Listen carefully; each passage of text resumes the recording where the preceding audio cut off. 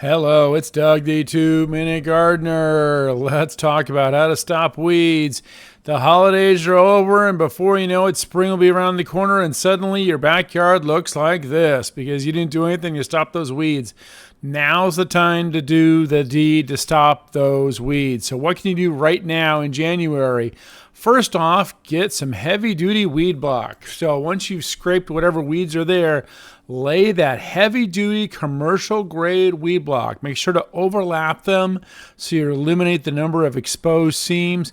And then when it comes time to actually put the plants in, cut as small a hole as possible. So again, here the guys are laying the weed block. You cut the little holes for the plants, and then you put those plants in the hole. The reason the weed block is really important is weeds need sun to really thrive, and this helps cut down on the amount of sun. But it's not the only thing that you need to do to stop those weeds. If you just do that, you're still going to have some weeds. Again, commercial grade weed block. The next thing I recommend doing to stop the weeds is, if you can, convert the irrigation to drip irrigation, because then you have water that's just going where the plants are and not all over the place, which will contribute to the weeds. The third thing, and most important of all of these steps, is heavy mulch. Now, the rule of thumb is you need to be able to bury your thumb in that mulch. So at least 2 to 3 inches of mulch will help on top of all the weed block and everything else. So this one's wood mulch. You can also do rock mulch, as you've seen in previous videos.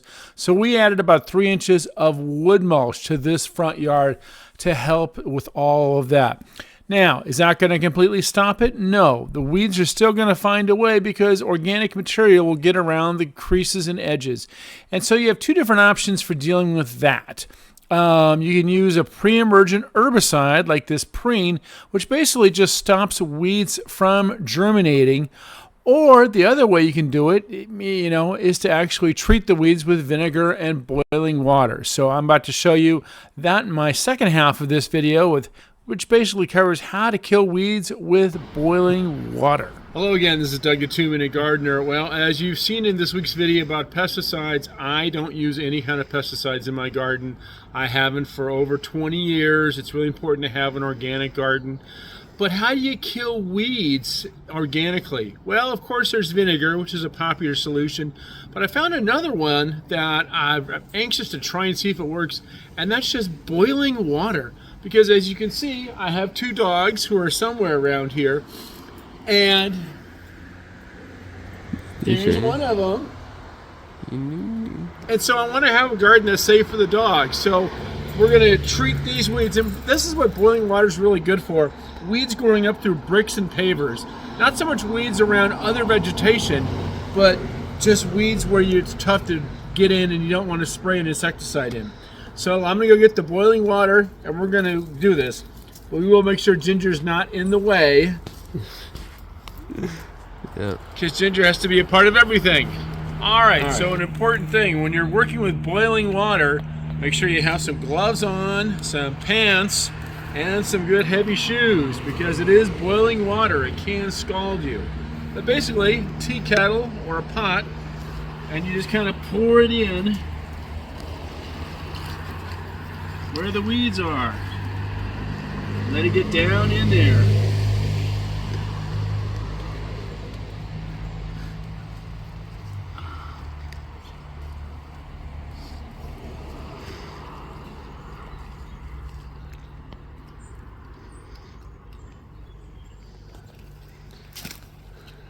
The great thing about the boiling water is it actually will kill the roots of the weeds. The problem with insecticides, they may kill the top, but they may not always kill the roots of the weeds. And if you just pull it, the weeds are going to come back. So we're going to try this and see if this works to actually kill these. We'll come back a little bit later and see if they've been killed by hot water. So I went back the next day and kind of checked on how these weeds were doing, and they were starting to die where I poured the water. The best use for this boiling water technique is actually in these tight little areas. So here's one where the weeds were going right up against right in between the artificial turf and a concrete patio. And so this is the before and the after. And so this is really where the boiling water technique was effective, before and after, because there the roots of the weeds are very confined and easily burned off with the boiling water. So definitely, if you have weeds growing up in between pavers in areas like that where they have a really confined space, this boiling water method really is effective for those kind of things. Well, that's all the time we have for today. If you enjoyed this video, make sure to hit that like button and subscribe to get more of my videos. Until next time, this is Doug, the 2-Minute Gardener, saying thanks for watching.